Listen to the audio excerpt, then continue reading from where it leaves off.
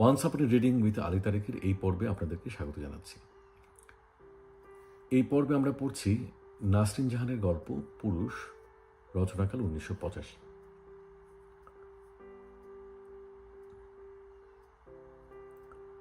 ভবঘুরে মেঘের ছায়া উঠোনে, এক চিলতে রোদ, ডালিম গাছের সরু ডালের ছায়া রোদের উপর নাচছে। তাই দেখছে বুলু, কি বিচ্ছিরি আকাশ, মেঘ আছে, বৃষ্টি নেই, উঠোনটা নিকোনো, কাদায় স্যাঁতস্যাঁতে হলে সুন্দর হতো। পায়ের গোড়ালি ডুবে গেছে কাদায়, অথবা ইস্ত্রি করা ঝকঝকে শার্টে ছলকে পড়েছে খয়েরি পানি। বাহ, সুন্দর। বুলু হাততালি দেয়।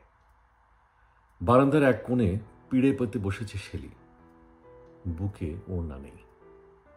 বুলুর মাথার রগ দপদপ করছে। মেজ ভাই বড় ভাই কাজে গেছে, বাসায় কোনো পুরুষ নেই। দুই হাঁটুতে আয়না সেট করা, ক্রিম ঘষছে মুখে, নিশ্চিন্তে। বাসায় কোনো পুরুষ নেই। High উঠাচ্ছে Shelley. বুলু রোদ দেখে, মাথাটা বারান্দায় শুয়ে আকাশ দেখে। একটা চিল উঠছে। এ অবেলায় চিল উঠতেছে কেন? তার কথার কোনো উত্তর আসে না। বুলু যেন উঠানের বৃষ্টিতে বসা একটা ব্যাঙ, অথবা লোম উঠে যাওয়া নেড়ি কুকুর। হঠাৎ কেউ করে উঠেছে। সবার কান ছুঁয়ে গেছে শব্দটা, শুধু ছুঁয়ে গেছে, কেউ শোনেনি। আমি যে একটা কথা কইলাম কারো কানে গেছে? বুলু দাঁত চেপে বলে। মা রান্নাঘরে ফুঁ দিয়ে চুলো ধরাচ্ছেন, তারই একটানা ফুঁতফুঁত শব্দ কানে আসছে। রোদটা সরে উঠোনের এক কোণে গিয়ে দাঁড়িয়েছে। শেলি কামিজ উঠিয়ে পাজামা কষে দড়ি লাগাচ্ছে। অবশ হয়ে আসছে শরীর। সে তো বুলু, সে কি কোনো পুরুষ? তার সামনে বসে সবাই যার যার গোপনীয় কাজ সারতে পারে। সরু পা দুটোর দিকে তাকায়, ইচ্ছে হয় ও দুটোকে শরীর থেকে বিচ্ছিন্ন করে ফেলতে। রোদ সরে শ্যাওলা পড়া দেয়ালে গিয়ে ঠেকেছে। বুলুর মাথা নুয়ে আসে। হঠাৎ চারপাশের প্রকৃতি টুকরো হয়ে যায়। বেসুর একটা গলার বিস্ফোরণ হয়। আমি কি বাড়ির নেড়ি কুত্তা? শেলি ঝাঁকিয়ে ওঠে। কেন, কি হয়েছে? আয়না হাতে সে ঘরের দিকে যাচ্ছে। লাল ফিতের ফুল বেনি ডগায় লাফাচ্ছে। বেনি সহ সে অদৃশ্য হয়ে যায়। কি হয়েছে বলে সে হাওয়া। কার কি হয়েছে জানার প্রয়োজন নেই তার।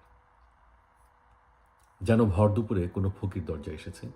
সে বলছে, ব্যাটা এমন চিল্লাই কেন? মাথার ঝাঁজ শরীর পেরিয়ে সরু পায়ে ভর করছে। লাল হয়ে উঠছে মুখ। পারলে দৌড়ে সে রান্নাঘরে গিয়ে মাকে টেনে এনে উঠোনে ফেলে দেয়। সিঁড়ির পাশে একটা কাচের টুকরো পড়েছিল। দুই পা ছেঁচড়ে সে উবু হয়। রোদ এখন মেহেদি গাছে। একটা চড়ুই লাফাচ্ছে ডালে বুলুর সরু পায়ে। প্রকৃতি ছেড়ে যায় হঠাৎ। একটা চিৎকার। মা দৌড়ে আসেন। তার চোখে ধোঁয়া। ধোঁয়ার ঘোর কেটে গেলে বিস্ময়। সরু পায়ের অনেকটা ছিঁড়ে ফেলেছে বুলু। কাচের টুকরো রক্তাক্ত। বুলু হাসছে। পা গড়িয়ে বারান্দায় পড়ছে রক্ত। আমার মরণ হয় না কেন? কান্নার মতো শব্দ হয় মার গলায়। এটা হতাশাসূচক বাক্য ছাড়া আর কিছু না। এইটুকু কারণে কেউ মৃত্যু চায় না। মৃত্যু অনেক বড় ব্যাপার। বুলু একবার আত্মহত্যা করার চেষ্টা করে দেখেছে। আনন্দে ভরে উঠেছে বুকটা। মার বিস্ময়ে ভরা চোখ এবং কষ্টকর মুখটা চমৎকার লাগছে দেখতে। বুলুর চোখে পলক পড়ে না। সে মাকে দেখছে। তার পায়ে মার ন্যাকড়া বেঁধে দেওয়া দেখছে। বারান্দা থেকে রক্ত পরিষ্কার করে দেখছে। মা কতদিন পর তাকে নিয়ে একটু ব্যস্ত হয়েছে। দরজায় শেলির অস্তিত্ব। হ্যাঙ্কাইটা আবার নিজে ঠিক করে দিছে। কে একখান সিজ বটে। জমাট হয়ে আসতে থাকা রক্তে ফের চিরিক দিয়ে ওঠে। অনেক কষ্টে নিজেকে সামলায় সে। বাপের 2 নম্বর বইয়ের এই মেয়েটাকে কিছুতে সহ্য করতে পারে না সে। মেজ ভাই বড় ভাই এলে মাথায় ওড়না টানে। বুলু কাছে এলে বলে, পিঠটা চুলকায় দাও না, খুব গামটি হয়েছে। বুলু সত্তায় একজন 22 বছরের যুবক কামড় বসায়। যাবতীয় অশ্লীল শব্দ তার গলা দিয়ে ঠোঁট পর্যন্ত এসে আটকে যায়। সে নিজেকে বহুবার সংযত করে। একবার ইচ্ছে হয় শেলির কাছ থেকে আয়না টেনে দেখে তার ন্যাড়া মাথা, ডালিম গাছের ডালের মতো সরু পা দেখে তাকে কোনো মহিলা মনে হয় কিনা। শেলির সব আচরণে তার সঙ্গে এমন সহজ, নিজেকে এক মুহূর্তের জন্য তার সামনে স্ত্রী অথবা ক্লিবলিঙ্গ জাতীয় ছাড়া কিছু মনে হয় না। বুলু উঠোন দেখে, তার দৃষ্টি নিস্তেজ হয়ে আসে। রাতে ঘুম আসে না, ব্যথায় টনটন করছে পা। বুলুর কান্না আসে, সবাই নিশ্চিন্তে ঘুমোচ্ছে, মাও। ছেলেবেলা থেকে সে জানে সে মরে গেলে মা স্বস্তি পেত। মার প্রার্থনাটা হয়তো এরকম, আল্লাহ তুমি বুলুর উঠে নাও, ওরে শাস্তি আমি সহ্য করবার পারি না। এবং পরক্ষণে সি আলাই বালাই, আমি এটা কি করতেছি। বুলু সব বোঝে, খুব ভালোই বোঝে। সে মরে গেলে মা ভীষণ কষ্ট পাবেন, বিলাপ দিয়ে কাঁদবেন, কিন্তু অবচেতনভাবে নিশ্চিন্তও হবেন। মাঝরাতে চিৎকার দিয়ে ওঠে সে, কাউকে ঘুমোতে দেবে না। মৃদু হারিকেনের আলো ছায়া সমস্ত ঘরে, পায়ে প্রচণ্ড যন্ত্রণা হচ্ছে। আস্ত টিনের চাল তার বুকের উপর এসে পড়েছে। হারিকেনের আগুন কাঁপতে কাঁপতে নিভে গেছে। নিজের গলায় দড়ি দিয়ে চেপে ধরেছিল সে একদিন। চারপাশ অন্ধকার হয়ে এসেছিল, তারপর শিথিল হয়ে এসেছিল হাত। পুরো ঘটনাটাই প্রাকৃতিকভাবে ঘটেছিল। তার মনে হচ্ছে আবারও কেউ তার গলা চেপে ধরেছে। হাঁসফাঁস করে গলায় হাত দেয় সে, প্রচণ্ড যন্ত্রণা, মনে হচ্ছে গলাতেই। হাতড়ে হাতড়ে উঠে বসে, না, গলা না, যন্ত্রণার উৎস পা। হারিকেন নেভে নেই, সমস্ত ঘরে আলো আধারি ছায়া। আম্মা, কর্কশ গলায় চেঁচিয়ে উঠে বুলু। মা গড়িয়ে গড়িয়ে মেঝেতে ঘুমোচ্ছেন। মা যেন বুলুর মতো বয়স্ক শিশু, ঘুমলে খুব গড়াগড়ি করেন, সহজে সজাগ হতে চান না। খুব ভোরে সবাই উঠে গেলে রোজই মটকা মেরে পড়ে থাকেন। তাকে ডাকাডাকি করে শেষে শেলি রান্নাঘরে দপদপ পা ফেলে চলে যায়। মার পা চুলকানো, উঁকি দিয়ে শেলি গিয়েছে কিনা দেখা সবাই লক্ষ্য করে বুলু। মাকে খুব বয়স্ক মানুষের মতো বলতে ইচ্ছে হয়, তোমার এই সকালবেলা উঠতে না পারার অভ্যাসটা আর গেল না মা। এরকম বলতে পারলে নিজেকে মূল্যবান মনে হতো এবং ব্যাপারটা আনন্দদায়ক হতো। কিন্তু এসব কথা তো কানে কানে বলা যায় না। আরো জোরে বলবে সে, মাথা খারাপ। শেলি আর বড় ভাই মেজো ভাইয়ের হাসির সামনে। মা উঠে বসেছেন, তখনও চেঁচাচ্ছে বুলু, আমি কি একটা মানুষ নাকি রাস্তার কুত্তা? মা মুখ চেপে ধরেন বুলুর, চুপ কর বাপ, তোর ভাইরা ঘুমাইতেছে। আরো জোরে চেঁচায় সে, আমি কাউরে ডরাই? সহ্য করবার না পারলে লাথিতে ড্রেনে ফেলাই দিবার পারো না আমারে? চুপ কর। মা হারিকেন জ্বালানো, কি হয়েছে? কিছু না। শুয়ে পড়ে বুলু। যন্ত্রণা হচ্ছে পায়ে, এটা কোনো ব্যাপার না। শারীরিক কোনো যন্ত্রণা বিচলিত করে না তাকে। মার কষ্টকর এবং ভয়ার্ত মুখটা মনের যন্ত্রণা সরিয়ে দিচ্ছে অনেকটা।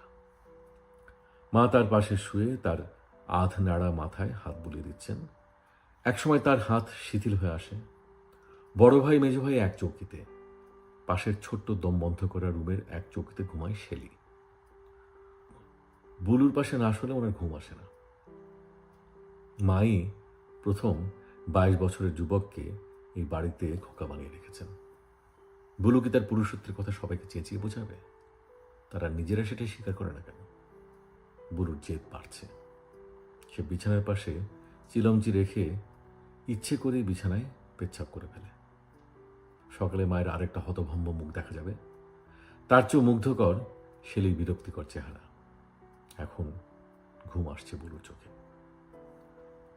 সকালে রাতে রুটিন মতো যা ভেবে রেখেছিল বুলু, তাই ঘটে। বড় ভাই আঙুল নাড়িয়ে চিল্লাচিল্লি করে, হারামজাদা বজ্জাত, ইচ্ছা করে এসব করে। তবে মার কান্নাকাটির মাত্রাটা একটু বেশি হয় বিচলিত বোধ করে বুলু। মা উঠোনের রোদে কাঁথা চাদর ছুঁড়ে দিতে দিতে ঘন ঘন নাক ঝাড়ছেন। সহ্য হয় না, মরণ হয় না কেন, যন্ত্রণা। এসব টুকরো টুকরো শব্দ বুলুর নিঃশ্বাস সত্তায় গেঁথে যেতে থাকে। ভাই বোনের উল্লম্ফনের মুখে সে টুঁ শব্দটি করে না।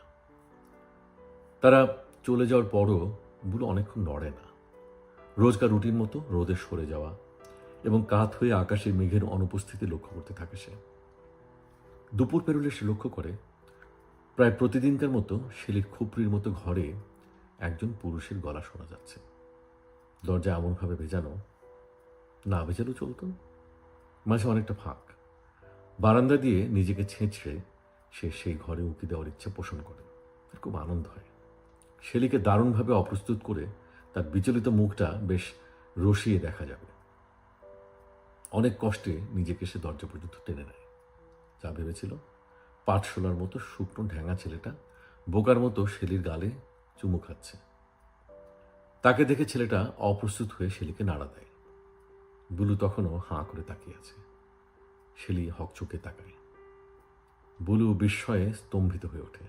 শেলি বলছে, ও বুলু, ও কিছুই না বলে সে নির্লজ্জের মতো তার মুখ দিয়ে পাটশোলার মতো ছেলেটাকে ঢেকে দেয়। বুলু পা ছেঁচড়ে নিজের জায়গায় ফিরে আসে। পায়ের ন্যাকড়া এক টানে খুলে ফেলে। জায়গাটা ফুলে হলুদ হয়ে আছে। যন্ত্রণা হচ্ছে। পায়ের চেয়ে বেশি মাথায়। আকাশ ডাকছে। রোদে ভরা আকাশ কালো মেঘে ছেয়ে যাচ্ছে বুলুর চোখে, পায়ে। আমি কি এবারে জারজ বলা বলতে চায়, কিন্তু এ কথার কোনো প্রভাব নেই কোথাও। বুলু চেপে ধরে ফুলে ওঠা হলুদ জায়গাটায়। পুঁজ বেরুচ্ছে। অন্ধকার লাগছে চারপাশ। প্রচণ্ড ব্যথায় ঝাঁকুনি দিয়ে ওঠে শরীর। চিৎকার করে ওঠে বুলু, হাম্মা। মহিলা এই বাড়ির বাদী। রান্নাবাড়ি কিছু একটা করছে। বাড়ির কর্তা বড় ভাই দুজন বাবা মরার পর কর্তা হয়ে একেবারে জাতে উঠে গেছে। সারাদিন দুটো জোয়ান পুরুষ যে কি কাজ করে বাইরে। ডালের পানি আর চিচিঙ্গা ভাজি খেতে খেতে বুলুর বমি আসার জোগাড় হয়েছে। মা তো সাবেকি মা হয়ে এক আধ বেলা প্রায় না খেয়ে থেকেও হেসে হেসে ছেলেদের সঙ্গে কথা বলেন। বড় ভাই দুজন কি বাল ভালায়, চিৎকার করে বুলু। জুৎসই হচ্ছে শব্দগুলো। হালকা হয়ে উঠছে বুক। আরো কিছু বলতে যাচ্ছিল, মা হন্তদন্ত হয়ে ছুটে আসেন। কি হয়েছে, কি হয়েছে দেখো না, এটা কি মামি বাড়ি? এইবার বুলুর বুক ঝরঝরে হয়ে ওঠে। নিশ্চয়ই প্রেমিক সহ শেলি শুনছে কথাগুলো। প্রতিশোধটা ঠিক মতো নেওয়া হচ্ছে। তোর মরণ দেয় না কেন আল্লাহ? মার হতাশা চারপাশকেও প্রভাবিত করে। শেলি বেরিয়ে আসে। আরে ল্যাংরাগুলা কি অত সহজে মরে? বুড়া বয়সে আপনার গাড়ি বসে রক্ত চুষবো কে? মা রান্নাঘরে চলে গেলে ভেবে পায় না বুলু মা মরণ প্রসঙ্গে আমার না তোর শব্দ ব্যবহার করেছে। শেলির কথা মনে হচ্ছে শব্দটা তোরই হবে। ফের কান ঝাঁঝা করছে। ডালিম গাছে চড়ি লাফাচ্ছে, অথবা ঘরের পাশে মেহেদি গাছে। রোজই লাফায়, কিন্তু এখন লাফাচ্ছে বুলুর মাথা রগের মধ্যে, পায়ের হলুদ খাটার উপর। ও বুলু, কিচ্ছু হইব না। শেলির কথাগুলো ধোঁয়ার মতো, তীব্র এক ঝাঁঝের মতো বুলুকে ঘোলাটে করে দেয়। বুলু উত্তেজিত হয়ে ওঠে। একটা মুরগি দাওয়ায় লাফাচ্ছিল যেন। শেলি তাকে হ্যাস করে তাড়িয়ে দেওয়ারও প্রয়োজন বোধ করেনি। শেলি সম্পর্কে মা প্রায় তাকে স্মরণ করিয়ে দেয়। একই রক্তের বাইবন্তরা, ওর সাথে লাগোস কেন তো? ওই রক্তের সম্পর্কের বোনটার কাছে সে একটা জড় পদার্থ। মাথায় খুন চেপে যায় বুলুর। কিন্তু নিজের ক্ষমতা দোষ সে জানে, এবং এজন্যই সমস্ত যন্ত্রণা, ঘৃণা, ক্রোধ নিয়ে একসময় বিস্ফোরিত হয় সে, একসময় গুটিয়ে যায় নিজের মধ্যে। এখন নিজেকে গোটাতে হচ্ছে বলে ক্রমে সে ভারসাম্য হারাতে শুরু করে। বাইরে তুমুল বৃষ্টি শুরু হয়েছে। মা ঘরে সেলাই করছেন। গড়িয়ে সিঁড়িতে নামে বুলু। একসময় কাদা ভর্তি উঠোনে। হলুদ কাটা জায়গাটায় কাদা ঢুকছে। সমস্ত শরীর, মাথা কাদায় একাকার হয়ে যাচ্ছে। মা বারান্দায় এসে চোখ কপালে তোলেন। পাগল হলি তুই? আরো কি কি বলে হাত ইশারা করছেন ভেতরে যাওয়ার জন্য। বৃষ্টিতে ভেজে যাচ্ছে চারপাশ। মাকে বিচলিত লাগছে। আজ রাতে আত্মহত্যা করবে বলু। এই পঙ্গু জীবনের অবসান ঘটাবে। ঘরের প্রতিটি সত্তাকে, অস্তিত্বকে বোঝাবে সে একজন রক্ত মাংসে গড়া অস্তিত্ব। মোট কথা, সে সমস্ত উপেক্ষা অনীহার দৃষ্টির মুখে থুথু ছুড়ে দেবে। আজ হোক, কাল হোক, পরশু হোক, সে চারদিকে দাও দাও আগুন লাগিয়ে তবেই মরবে। ক্রমশ শীতল হয়ে আসে মাথা। পায়ের ছেঁড়া জায়গাটা সমস্ত যন্ত্রণার ঊর্ধ্বে চলে গেছে। এই প্রচণ্ড বৃষ্টির নিচেও ঘুম পাচ্ছে বুলুর। অন্ধকারে দুটো চোখ জ্বলজ্বল করে। অনেক পরে মাঝখানের দরজায় শব্দ হয়। একজন তরুণী বেরিয়ে আসে। বাথরুমে যেতে হলে মাঝের রুম ডিঙিয়ে বারান্দায় যেতে হয়। তরুণী বারান্দার পাশে বেড়া দিয়ে ঢাকা বাথরুমে চলে যায়। নিজেকে টেনে গড়িয়ে গড়িয়ে বারান্দায় আসে বুলু। শ্বাসরুদ্ধকর কিছুটা সময় এইভাবে কাটে। আকাশটা মেঘে ঢাকা। ডালিম অথবা মেহেদি গাছের অস্তিত্ব সেই অন্ধকারে মিশে গেছে। তরুণী বেরিয়ে এসেছে। বুলুর হাতে এক পশুর শক্তি। মুহূর্তে সে তরুণীর দু পাক ধরে নিচে ফেলে দেয়। একটা চিৎকার।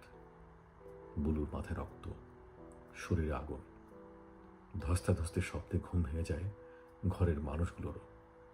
বুলু সমস্ত রক্ত সম্পর্ক অসম্পর্কের ঊর্ধ্বে চলে গিয়ে তীব্রভাবে বোঝাতে চায় সে একজন মানুষ, একজন পুরুষ। তো এই ছিল নাসরিন জাহানের গল্প পুরুষ। আশা করি আপনাদের ভালো লাগবে। এর পরের পর্বে আবার দেখা হবে এই আশা রেখে সবাইকে শুভেচ্ছা জানিয়ে বিদায় নিচ্ছি।